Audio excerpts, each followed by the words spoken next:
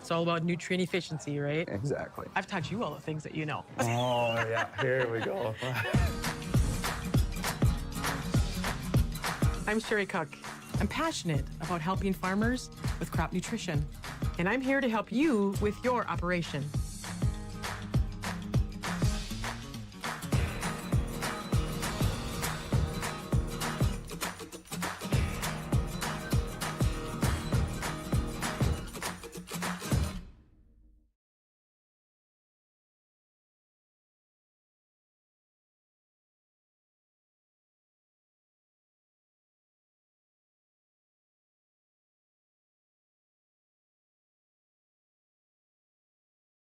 Like them when they're a little bit higher. We're going to talk about that here today. Welcome to the Big Iron Farm Show. We're thrilled to have a full house here. Obviously, a topic everybody wants to hear about. Thanks for joining us. My name is Don Wick from the Red River Farm Network, and over there we have Jamie Dickerman. Hello, and thanks for being here. We're glad to have you here, and it's going to be a great discussion about the markets, whether we really want to talk about them or not. We're going to talk about them here. So we got some great analysts with us today. We got Tommy Grisafi, Ag Bull Trading, Gene Graner, Heartland Investor Services, Ray Grabanski, Progressive Ag Services, all here. And we want to let you know, too, we want to welcome your questions. We got a couple microphones out here in the crowd, so flag down one of us in the blue shirts, and we can get you a microphone if you have questions, too. So whenever you have questions, put a hand up, and we'll get out there to you. So oftentimes when we get to be Big Iron time, we start talking about if there's coming into a low in the market. Probably a question you guys are getting here when you're walking around the show. Both corn and soybeans, where are we and where do you see us going over the next short term? Tommy, you want to start? We're starting with easy questions, Yeah. huh? Well, I know where we are and where we're going, but when I started coming to Big Iron 10 years ago, I would get like, oh my God, we're down. But now seasonally, you just know that this time of year, in the next few weeks, next few months, we're going to have the most grain we're going to have in America, regardless. But it's a unique situation, and it's an extremely unique situation. So what you see on TV and what's happening are two different things. What I've noticed from just, like, these gentlemen know this area very well, and when you watch national TV shows or something, they oftentimes farm broadcasters or farm media, national farm media, very much talks Illinois and Iowa, and they kind of forget what's going on up here. So we have the most unique situation, I think, anywhere in the country, the widest basis, the greatest amount of risk anywhere. Maybe someone else will try to raise their hand and say they got it worse somewhere else, but with that, we'll see what happens. I do think the government's going to, give a payment, but if the government tells you right now they're giving every farmer in America $1, they're going to do it for the farmer who's farming 2 miles from the Mississippi River, who's going to sell it at even with the board. They're not going to make up the money. And last time this happened, Trump 1.0, we didn't make up the money of the basis. And that's really where the damage is. So we could sit here all day, talk about futures and spreads and everything else, but the people I work with who like to speculate or like to trade, they're baffled that beans are this high, and the actual move didn't come in that the futures market went to 950. It's actually that the cash market went to the lower eights. And that's something I think all of us, unless we all own grain bins, are going to have a hard time. I guess it's a good time to be in the bagger business out there. I think I could sell a few bags, but it's very challenging.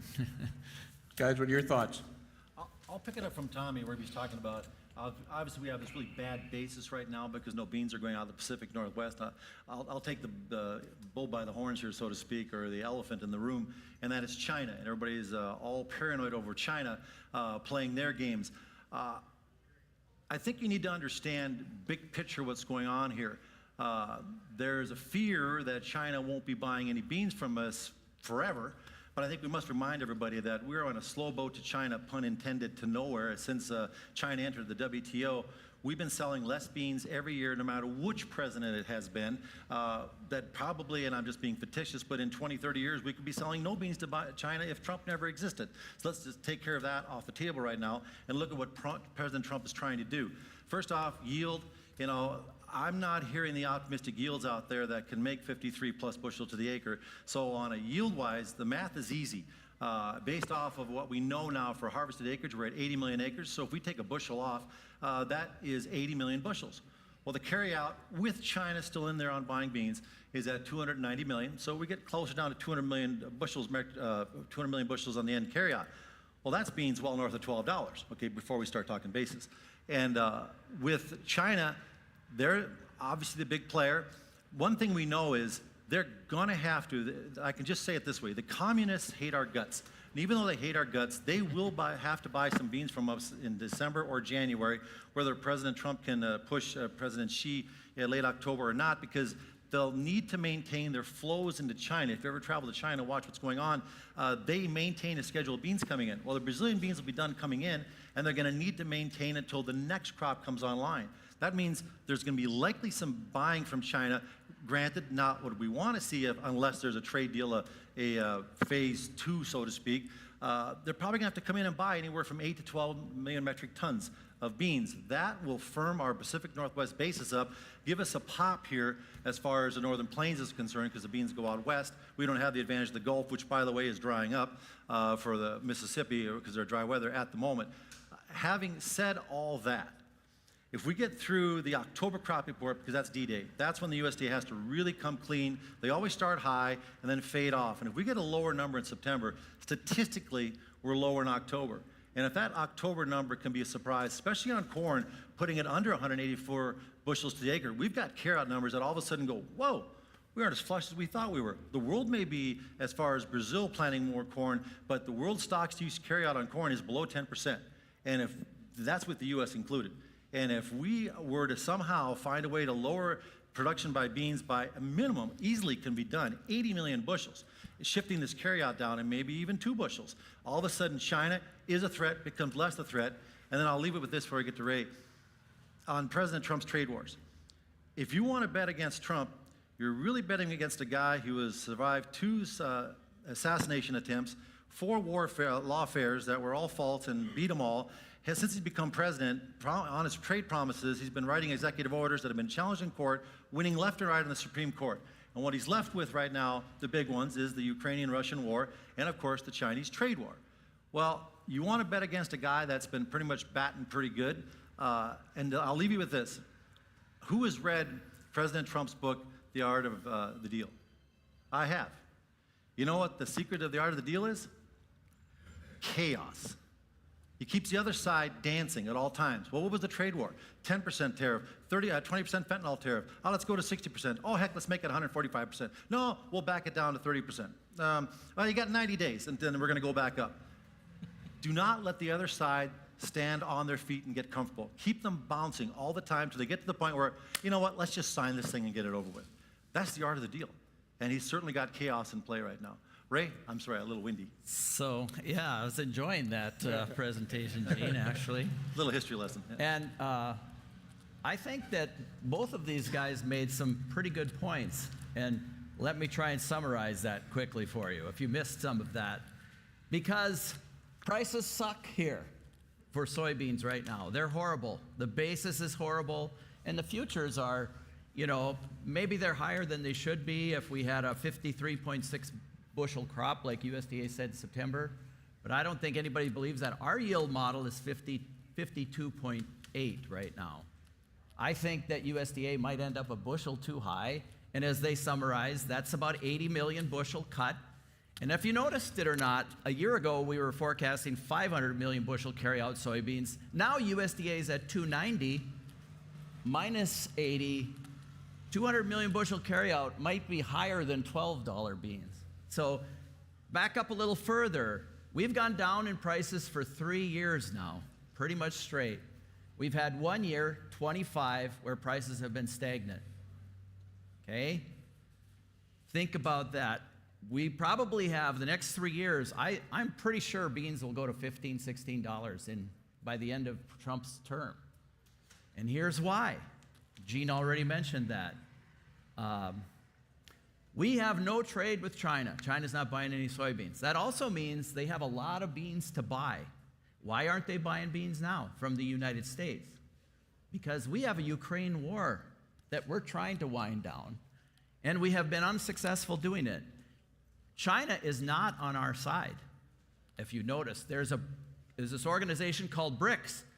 Brazil, who sells a lot of beans, Russia, India, China, and many countries have been joining that. That's our trade bloc that the United States and Western countries fight against. And I'm telling you, China is not on our side there. We need to solve this Ukraine war, which Russia is aligned with China, and then we're going to write an agreement with China after all this chaos is done. And that's going to be pretty bullish soybeans. I tell you, the last thing I'd want to be is sold out of soybeans at harvest and not own anything back. I talk to a lot of people that have no storage, and not only that, you're going to get a crappy basis at harvest. And to answer the other question, has corn bottomed? I don't think corn has, but I think soybeans are closer to bottoming, and I think soybeans have a lot more bullish outlook. I think the corn yield is closer to 191 or 192, and I think we have negative news in corn. Plus, we switched 6 million acres of soybeans to corn this year. Don't forget that. Well, we got Question, David? the big report coming out on Friday. I don't know how big it's going to be, guys. I'm wondering if you think there's going to be any big surprises in the USDA report, or ho-hum, what do you think?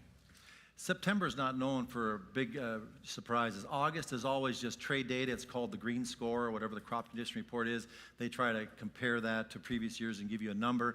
This one will have more plot tests in it for this report, because that's all you really can get, and the yields out of the South. But since when does Arkansas produce corn like Iowa? You know, we can't compare that. Ray, I might probably take a difference with you on the corn.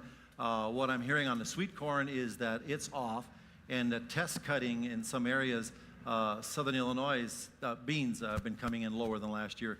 But wherever there are some yield reports that we can get, are implying not on par with last year, actually a little bit less. And my big hang-up with the extra 6 million acres of corn is that when they popped, the August report brought that extra 2+ million acres of corn in, if you look at where they were, it wasn't like it was Iowa, Illinois. It was Missouri, Missouri, Arkansas, Kentucky, North Dakota was bumped a little bit, but it was none of the big producing states were in this, where you get that yield in the 200+ that pulls a national up. You know, if you look at what the yields are out of Arkansas and Missouri, they're not 200 bushel, you know, and so that's a pull down on the national average. And the disease thing, I'm hearing more and more about the rust. And a rust, you know, you can crack the cobs right now, do your kernel count and your length and rows, but rust, as we get drying down, and drying down fast, it can take 15% or more off of production. So I'm on the little other end of the spectrum. I think the corn yield could be under 184, and I'll leave one caveat and give it to Tommy, that, you know, for 7 years, they had been saying the corn yield would be above 180 bushels per acre for 7 years in a row. We can never do it.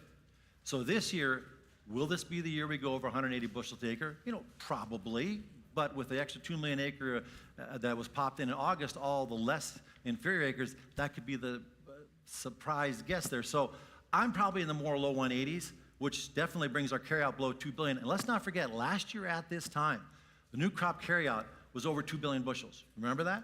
That's where it's at right now, 2.1 plus. And as I've been stating for 10 years in a row to our client base at heartlandinvest.com, is that every year the USDA starts too low on their export agenda, not by a factor of 10 to 15 million bushels, but by a factor of a minimum 100 million bushels. So I can sit here today and say, statistically behind us, when we get a year down the road, the USDA will have increased their export demand by 100 million bushels. And why not? Because we're getting new customers we haven't seen from before. When's the last time you heard of Morocco buying corn, Spain buying corn? We have European partners buying our corn that have never bought corn before. So with that, I think this carryout over 2.1, and now again, maybe the October crop report is going to be the D-Day. And if it's north of 186, well, it'll be a stopper for a while. But I'm in the camp that we bottomed corn market early because the perception is so big. I mean, basically August crop report, they said massive yield, massive acreage, and okay demand. So I think we can only get better from there. And so the board, I think, at 392 is a pretty important V-bottom low. Look at a chart. Corn doesn't V-bottom very often. Tommy? The other state was Kansas. Okay, thank with you. 600. They were the one, yeah.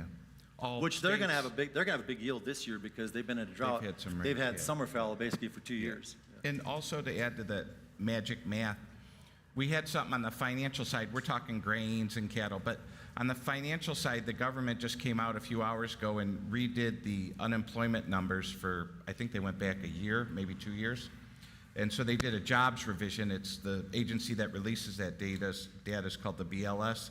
Sounds a lot like BS, but they did a massive revision. So the faith in the unemployment number that comes out the first Friday of every month, if the first Friday's a Friday, if the first is a Friday, they just pretty much came out and said after years that number's been wrong. So I'm not taking a whole lot of trust in what the USDA says or what the gentlemen up here say. In my world, all I care about is what my clients can get at their local market. So I own a seat at the board. I can trade. If I think the yield's 175 and I'm bullish, I could sit here for 2 hours and give you every scenario how we could profit off that. The problem is on when the government's going to tell the truth or their version of the truth or what we thought to be true.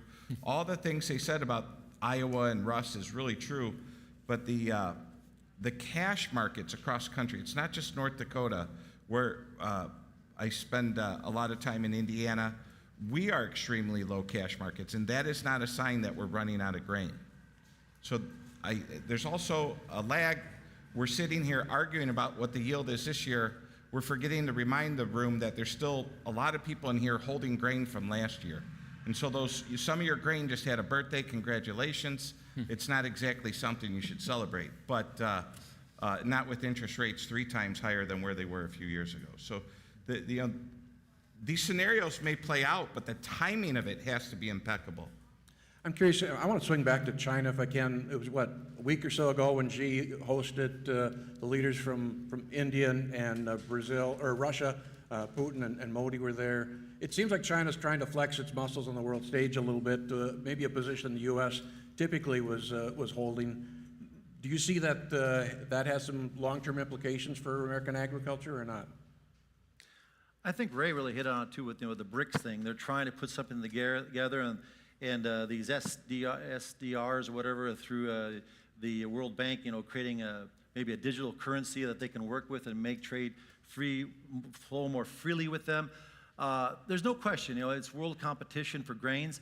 But what's ironic about this year versus other years, it's a big world, and there's always something going wrong somewhere weather-wise. One man's poison is another man's gold.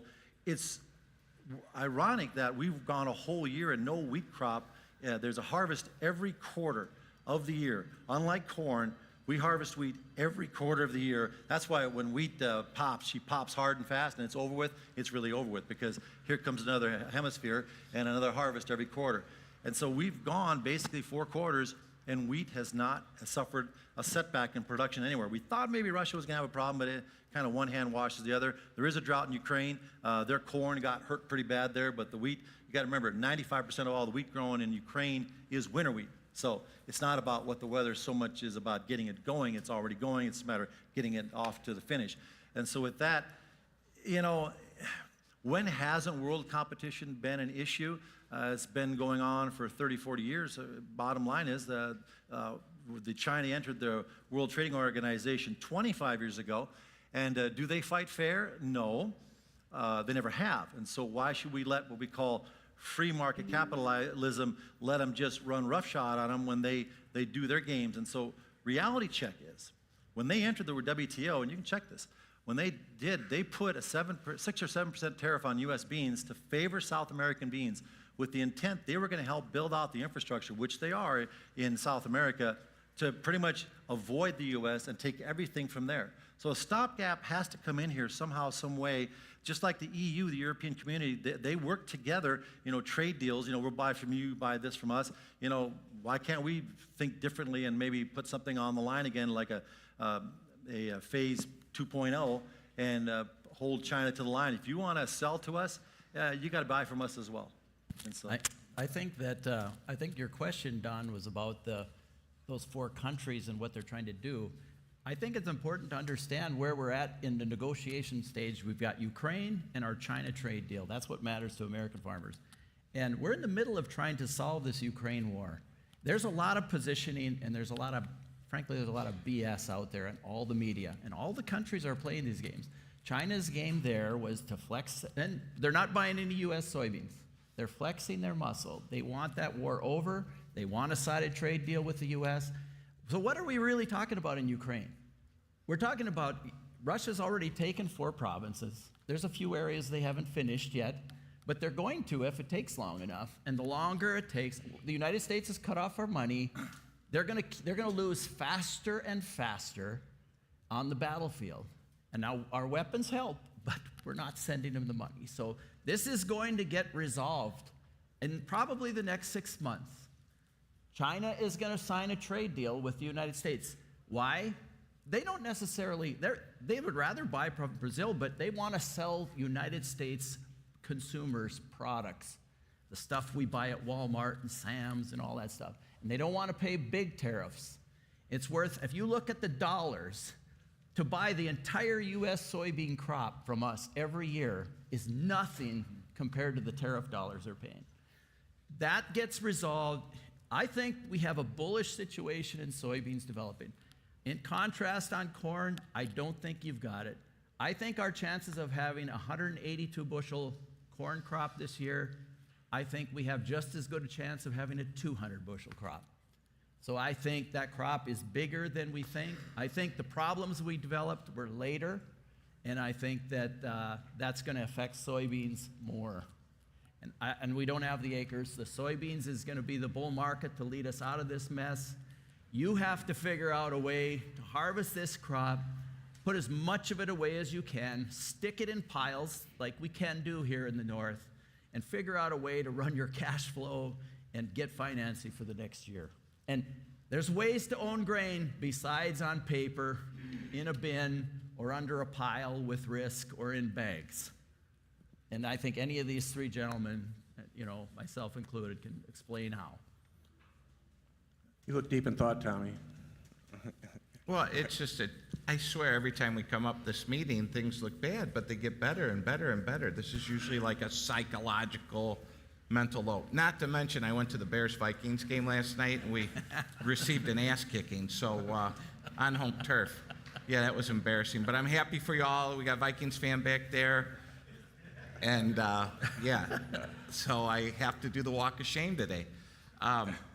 Yeah, we You have look good for a while. We look good. Yeah, and then I went. Don't know what happened. Like I two don't. games, yeah. That makes 2 of us. Yeah, but we're just in a unique spot. That's all. Trading's amazing because I get to work. I'm partnered with a group of people in Nashville who manage a lot of money. One guy manages $300 million. One guy has a personal wealth of $500 million, and I've never seen them so confused in the futures and options market and spreads. So these are really, really, really professional people who are having a hard time. Volumes are starting to dry up a little bit. With Trump brings opportunity, but also people who, like myself, who like to go home and take risk. We're starting to take less risk because we want to sleep well at night.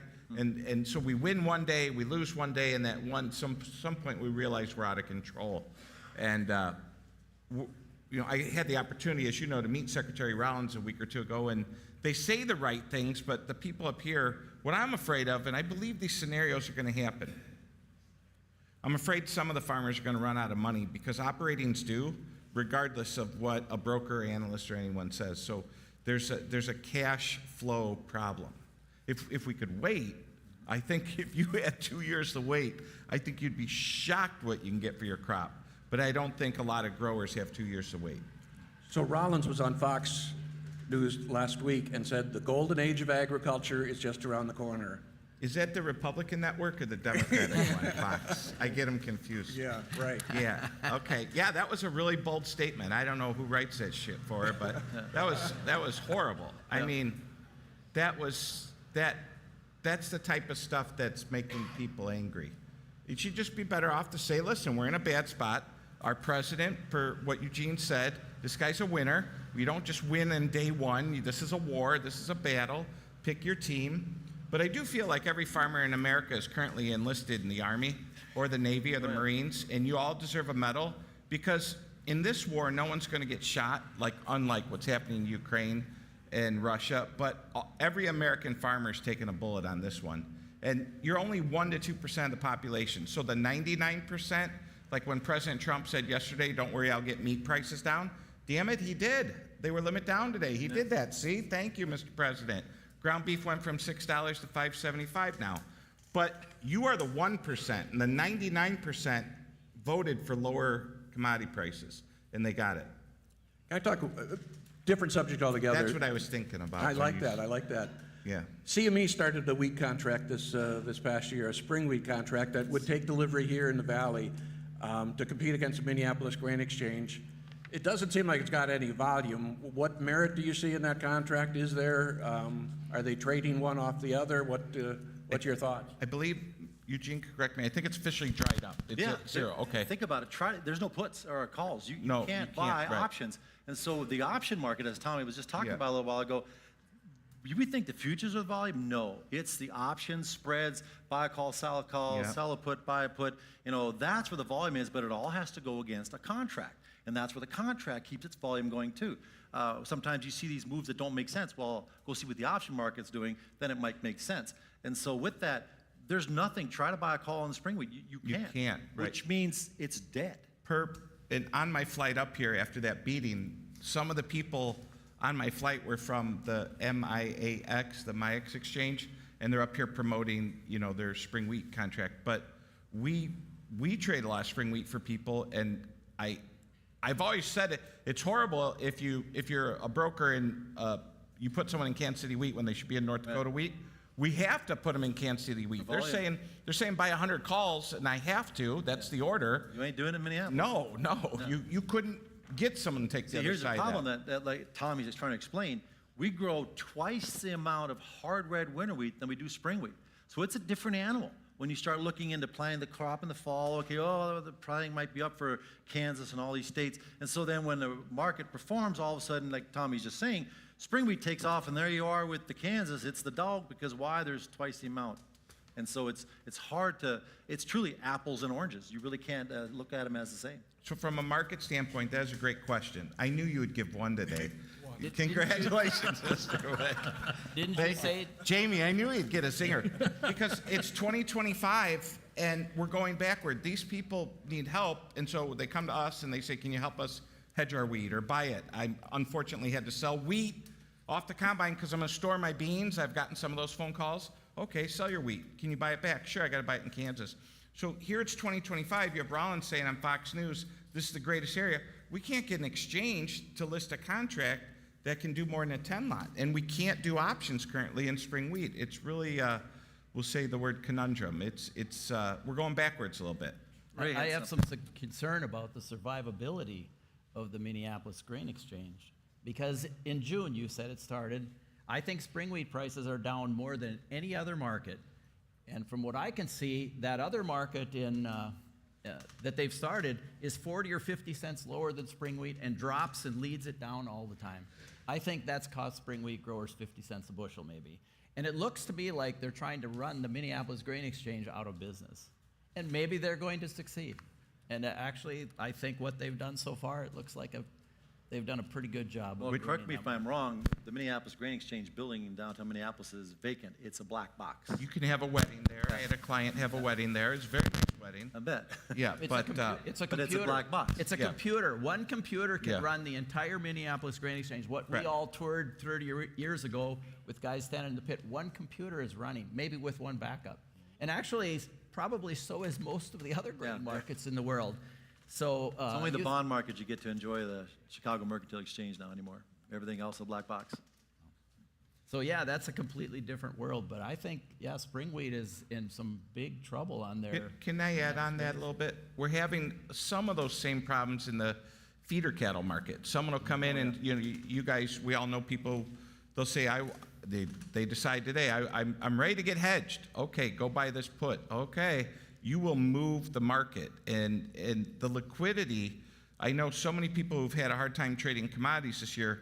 What do you do when you lose trading? The rule is discipline starts with unit size. If you're getting your butt kicked, you trade smaller. You can trade smaller until you get your mojo back. And so many people in the markets have done poorly this year. When you look at CTA's commodity trading advisories, and I'm sure there's some people have done well, but most people I know have done bad, that they've cut their unit down, and so now we're seeing a liquidity problem. So we start LRP, that's a good thing, okay, if you think it's a good thing, but now the way that's playing off the liquidity in the feeder cattle, I just feel like the feeder cattle market's become... That's a big one, Tommy. We also do LRPs at heartlandinvest.com because we saw it years ago already happening, because we have clients that were just getting away from the options and they chose the LRP route, and that has pulled a lot away. Even though LRPs still go back to being hedged via options, it's a program, you have to have your order, you have to have your contract signed by 8 a.m. It still gets played into the options, but in a different way how they do it. And so with that, it's not the individuals constantly, every day, throughout the hour, options going in, providing liquidity minute after minute, hour after hour. It's a one-shot deal during the day, and then it's left to just be air.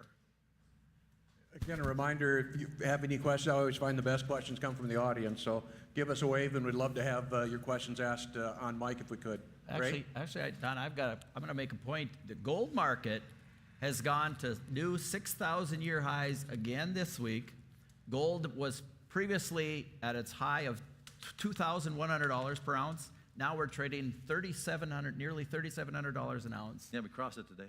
Big bull market in gold, and almost nothing else is going up. I would like to hear Tommy and Gene's analysis of why. Silver, when President Trump announced that tariff thingy, the gold-silver ratio went to 100 to 1, which was wild. I always remember as a kid watching it, trading at 50 to 1, and that's finally coming back. Although gold's going up, silver's doing equally as well. And as far as any other markets going up, I can't think of anything as dynamic right now as gold.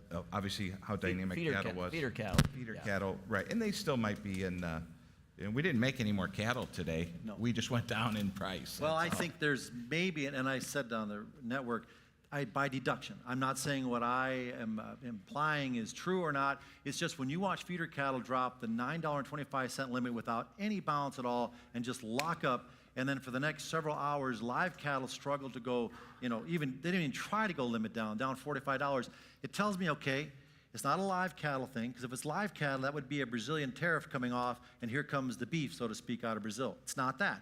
It's a feeder cattle thing. What can send feeder cattle sharply lower if President Rollins isn't running pass for President Trump, who on Sunday got kind of beat up by a reporter asking him about beef and the high price of beef? And I wouldn't be shocked President Trump went back and on Monday said, okay, what's going on here with this beef? Why, blah, blah, blah, blah.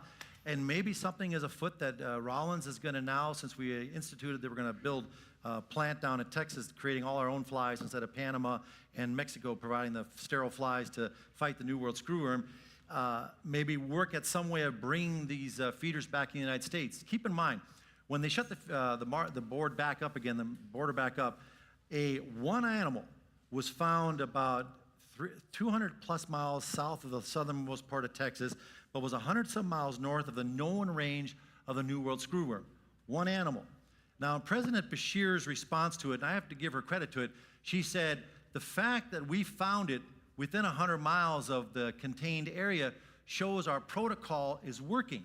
Kind of like we say with BSE, we don't worry about BSE anymore. Remember, BSE used to be limit down, limit down, limit down, limit down, mad cow disease.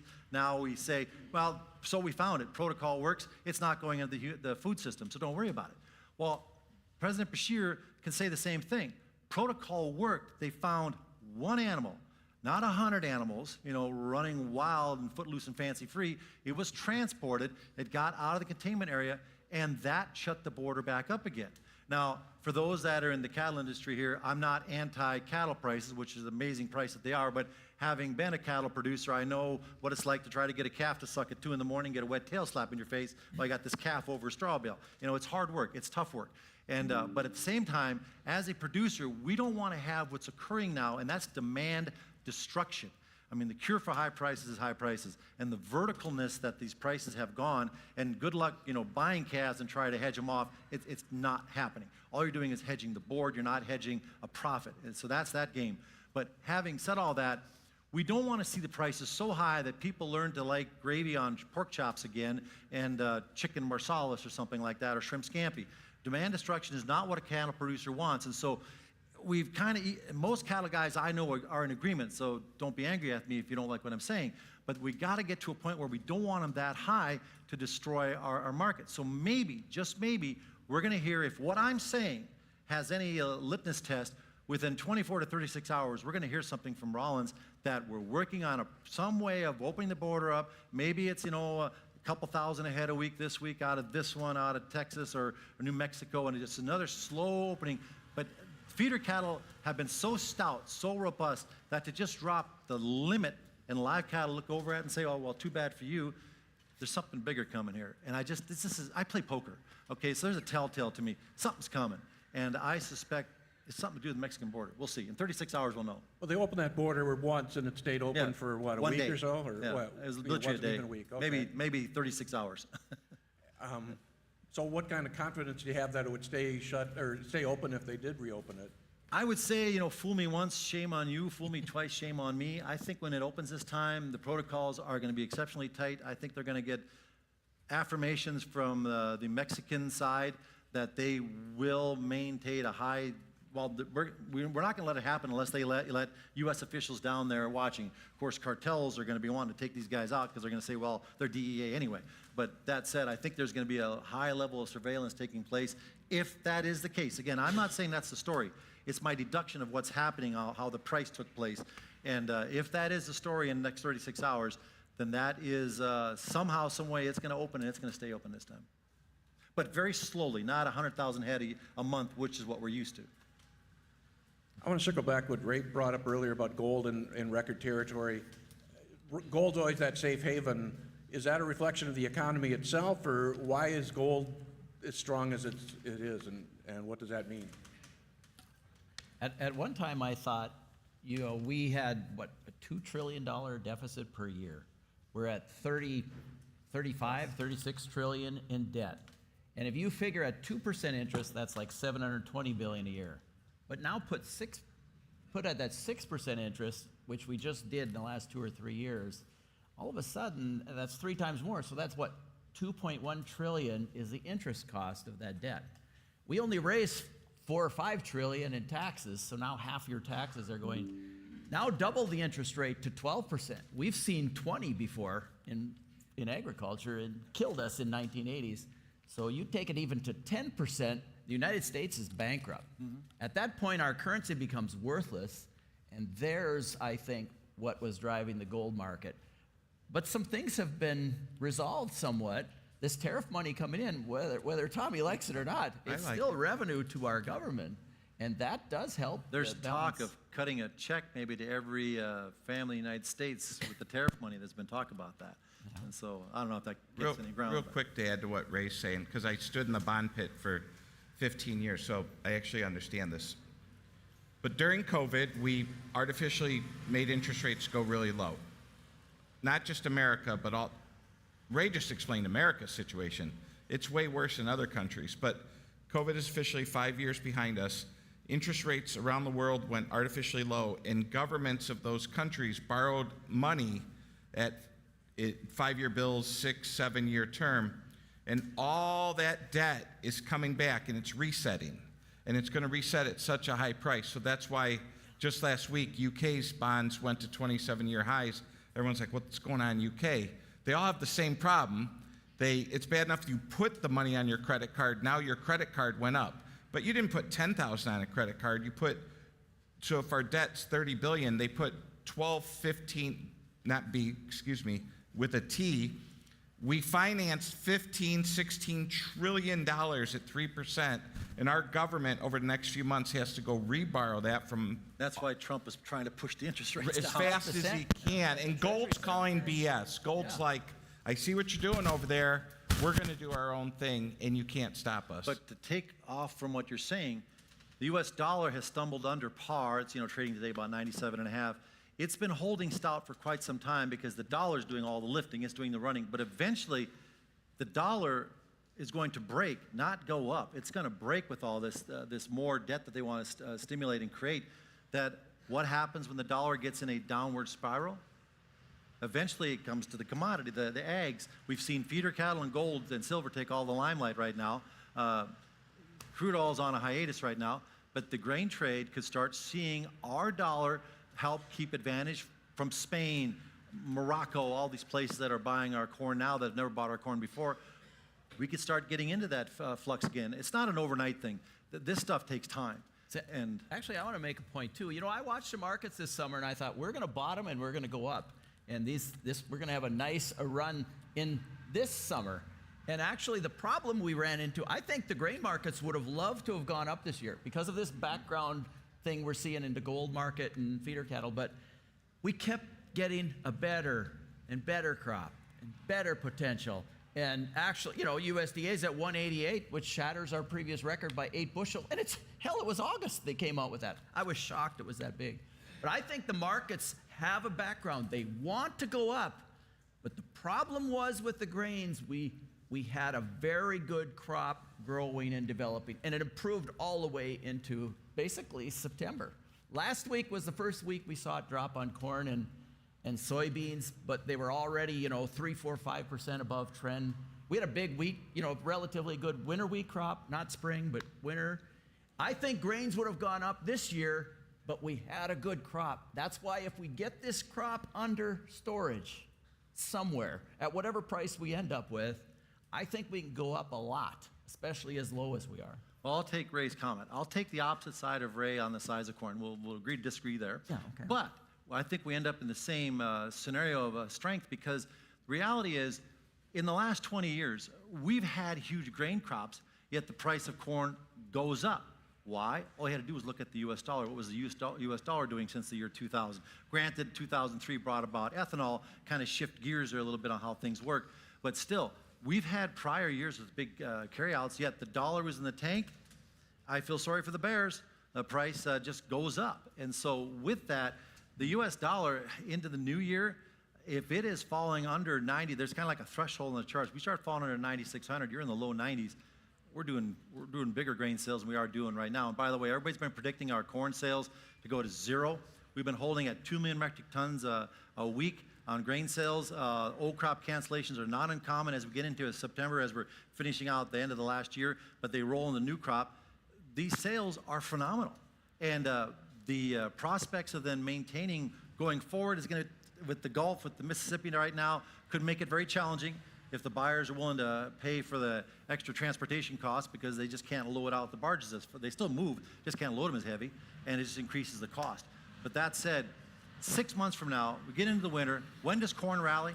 It rallies after harvest. Even if it bottoms early, it takes a while, but she rallies into February and May. And why does it peak in May? Usually by June 9th is that cutoff date, because that's when we know the Brazilian safrinha corn crop's been made, and she's going to get harvested in about 4 to 6 weeks. And so it just rolls over and our corn market dies. We always think it's our weather. No, we die and then we pop on our weather. But the Brazilian crop, once she's made, that's why these first and second quarter rallies are February through May. That's your window. And if we got a weak dollar, it just helps add to some kind of upward potential. So Tommy, there we go. Now we're getting more bullish and more friendly. No, I like it. It's good for me too. I have a futures and options account. I have the best job in the world. I don't have to buy a bag of seed from Pioneer to go be long 1 million bushels. I can just click my phone right here and go do it. I don't have to buy crop insurance. One thing I want to ask a question, and these two are going to fight over it, but no, it's not a fight. It's just a conversation. But my last few speeches I've done the last few weeks, my topic was $4 corn's not your problem. I'm not worried that corn's $4. We've traded a lot cheaper in my life. We've traded a lot higher. But when you look at the cost production, one thing this group has not talked about today, they're arguing over yield. They didn't talk about how much money the American farmer had to spend to get that yield. So everyone's insurance is driving me nuts. Me personally, my house insurance, my auto insurance, my life insurance, that went up, but the price of the goods you're selling are going down, and that's hurting you. So is $4 corn your problem? No. Corn could go to 5, but I promise you, if corn goes to 5, your cost production is going to go up increasingly as fast. And so the one thing we focus on as brokers or analysts or traders is we're like yield, and if the USDA is wrong, corn's going to go up. No one's ever having the conversation, how do we get the farmer's cost of production down? I don't have an answer for it, because I don't sell crop insurance, I don't sell auto insurance, I don't sell seed, I don't own land to rent, I don't make equipment. So all the things and many people have a lifestyle that's went up during the good years. I'm not married to your wife, or married to your husband. Matter of fact, the husbands are worse than the wives, ladies. They're just buying stuff they don't need. Keep an eye on them. But that, to me, if you want to know where the equity bleed went, I don't care if corn goes to $4.50. The cost production was so high this year that the equity bleed, when I sit at the bank at my office at First State Bank in Mayville, North Dakota here, and when I see people's numbers get flipped, and I say, how'd that nice farmer lose $500,000? It wasn't because of his or her production. It was because the cost of capitals went up. So when we talk about the United States government cost of capital going up threefold, we're at correct me, year 3 of higher operating? Mm-hmm, yep. And we're going to lower, but let me note to the room, the last time the Fed lowered rates, they lowered the short end, but the long end popped. So the Federal Reserve lowered rates. The yield on the 10-year was at 3.9 or 4%, and a month later we were at 4.50. That again is the market calling BS on the problem. It said you lowered rates, well the long end's here. The Fed controls the short end. That's what President Trump's so desperately trying to get down, but the long end is exploding because of our bad policy. And whether it's United States government or an individual farmer, that's where the equity burn is going. To that end, I look at this crowd, and we got a big group of young people in this audience. I was around in the 80s, and we lost a crop of young people coming into this business. How do we keep a future for these people, whether it's risk management or working in the market? What do we do to make sure that they're here? Marry well. Yeah. I could take. All right, that's a variation of the theme. Buy low. You all know what a plat sell book is? high, and marry rich, right? That's. I knew that's I the loved old her the saying. second I saw that section. Beyond that, I'll say this to them. You know, the focus over the last 30 years has been the efficiencies of production and the maximizing production. Yet no capital has been grown or expended on marketing plans. You know, banks literally have to be trained to understand, okay, a farmer comes in, yeah, if I loan him $500,000, he's just going to speculate with it. No. The bank, as we get lined up with our clients, the bank is on the account. They get copies of all the statements, and they have to be behind it. And if you have the opportunity to sell, we made some 470 corn sales, you know, like scary, you know, early in the year doing that, but you've got to have a bank behind it. And the point is, okay, we're going to make a 25% sell at 470. We can make money on that on the board, less the basis. And the reality is, if this thing goes to 520, the bank's got to be behind you. So you're not margined out, and you can keep selling higher and higher and higher and stair-step your average up. So the best thing I can say to you right now is, yes, technology is always going to be important. Yes, seed is always going to be important. But the new frontier is learning to market and marketing with your financial guidance, because you're gonna have a bank. Unless you marry well, you're going to need a bank. And banks like to have statements. Yes, I guess that's right. That's true. Yes. I have a client. He's a large farmer in North Dakota. I don't care if you know him or not, but he went to UND because he said, I'm going to know, you probably know him. He says, I want to know what the banks need to see, and I'll just hire the NDSU graduates to do my farming. And that's kind of how he works. He is on top of the markets, and he is always looking at taking advantage of opportunities, because marketing is your new frontier. Don't miss out on that. I always thought you shouldn't go to UND because you don't want to be there's plenty of vacuum cleaner salesmen. You want to actually know agriculture. Where'd you get your law degree, Ray?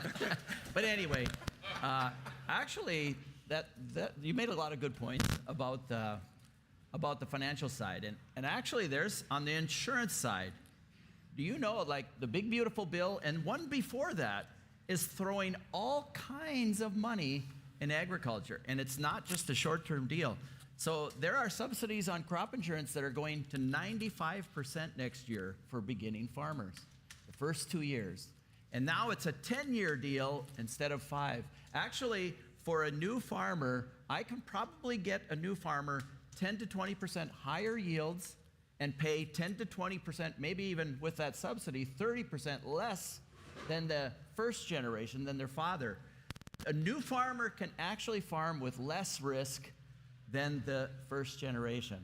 And so there's some big things happening there. I think you do, if you don't have somebody who understands that, it's important to do that, especially at the beginning stage. Real quick and combine what Yeah. you're talking about.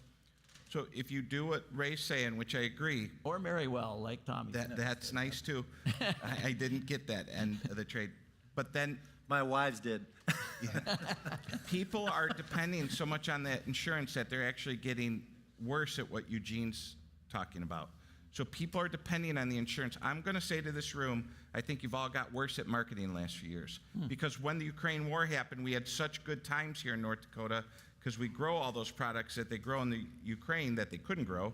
Sunflowers, canola, edibles, just everything we grew here became so valued that we actually let down our guard, and now you add better insurance. So I believe what you're saying. I know what you're saying is true. Buy the better insurance, but then it's taking away from the marketing place. So when I meet clients and say, can I help you do some hedging? They go, I just bought up better insurance. Well, there's things you could do to add, but I know commodity brokers, and that's why every commodity broker is getting registered insurance, is that whether it's put, a call, or insurance, they just want to be able to sell you some type of coverage. But I've seen people get worse in marketing the last few years. I don't think it's a speculation. I'm sure, because I've watched Eugene speak 10 years ago. He had the same message. And I've seen people go backwards. And it's obvious when they come to, I want to say one other point. From someone who's hosted live national TV for a long time here, helping out at RFD TV, was in the spring, when the camera comes on, the red light's on, there's 30,000 people watching. Every analyst who would come on, I'd say, what are you telling people in corn? And they would say one thing. We're telling them to do nothing because it's below their cost of production. And all I was thinking was, man, this harvest is going to be a shit show when all this corn gets sold. Not only, they don't want to sell $4.75 because that's it, break even or loss. They're going to sell $3.75, right? And so if you're paying too much for free information, that's all I could tell you, because I would sit there every day and go, I can't believe this guy said do nothing, do nothing, do nothing, or girl. And so as these analysts, which I am, and a broker, and someone who owns a media company and does media, was watching people set you up to fail. Yeah. I don't know if that's a statement or a point. I just wanted to say I watched this train wreck happen. I didn't help it happen, but being on live TV, it's your job not to embarrass the guest. So I can't say to that guest, oh, thank you, Mr. Ray. Boy, are you going to have a problem up north when everyone dumps at harvest when we don't have a trade deal. Because when you're on live TV, you don't embarrass your guests. That's just not classy, right? But I wish I would have, because I could have helped a lot of farmers. A point about Tommy said, even though like last year when the set price for corn was $4.92 and everybody was buying 85%, you forget when the price collapses, it's because your yield, it's price times yield, and usually it's the yield that makes sure you don't get an insurance check. You got your revenue. Yeah, but I didn't get my $4.92 like I thought. No, you got your revenue. And that's why the grain trade, everybody's always, everything goes up, but they were selling corn for $3 an X, 20 years ago. Yeah, but what was the yield 20 years ago? So we don't look at grain. We should almost trade the contracts as revenue. We should just pick a county in Iowa, whatever, and that's the corn contract. Those yield times the price, and we're going to trade that revenue, and that's going to be a futures contract. Hey, maybe we should start that. We should create a futures contract like the Minneapolis Grain Exchange. Let's go get a little black box, and we're going to trade Central Iowa yield times price, and that's this price. We're going to trade that acreage revenue, and that's a new way of looking at it, and that's what insurance is about. So it's not a marketing plan. It's just to make sure you can pay your bills, is what it is. And actually that it expires. You buy this insurance, your coverage is only from February if you're using the regular revenue, or September on the MCO, but it expires at harvest. If you didn't do anything there, now you're naked, unprotected, you have all the risk, and if you ignored all your marketing, now you've got you use the right word, shit show. You've got a shit show because you still have to market the crop. But I have seen that too, Tommy, that when people buy that coverage, they neglect to actually do anything on the marketing side, just expecting everything to work out. And it doesn't, especially if your base is stakes. Because the policy has a beginning, a middle, and an end. It ends, and you have to market. That policy is just set up to protect you if you don't produce the grain that you sold. The check is based off of when she expires in October. With that's the check is cut. And if you own your corn, it goes down another 30-40 cents. Well, that's your problem. Yeah, that's limited risk management. You still have to market your crop. I mean, we've always said that, but does everybody understand that? Yeah. I don't know. Love this conversation. Just quickly wrap up, tell everybody where they can find you online or get in touch with you. Sure. New website out, AG Bull. It's similar to this young man's. Yeah, we're going to swap our websites. www.agbull and then Agbull Media on all the social medias and YouTube and whatnot like that. Gene? Yeah, ours is easy to remember, heartlandinvest.com, heart like in your chest. We put our heart in our work, heartlandinvest.com. If you go to the website on your phone or whatever, you can sign up for a 30-day free trial of our newsletter. We are a brokerage firm, advisory service through our CTA, and as well as we sell crop insurance and livestock risk protection insurance. heartlandinvest.com. Progressiveag.com. We actually have a booth over in the building just across Hartle there. building. Yeah, the Hartle building. So, we do have a video that you can get for the year, for the 6 months, and we're giving that away at the show. I would highly encourage you. It takes 10 minutes a week, and it will force you to make marketing decisions, and I think that's the best thing we've ever done. Just for the record, I'm not giving away anything for free. All right? I'm done working for free. I got 2 kids in college. Thank you. Tommy Grisafi from Ag Bull Trading, Gene Graner, Heartland Investor Services, and Ray Grabanski from Progressive Ag. Please put your hands together and share your appreciation. It's all about nutrient efficiency, right? Exactly. I've taught you all the things that you know. Oh, yeah, here we go. I'm Sherry Cook. I'm passionate about helping farmers with crop nutrition, and I'm here to help you with your operation.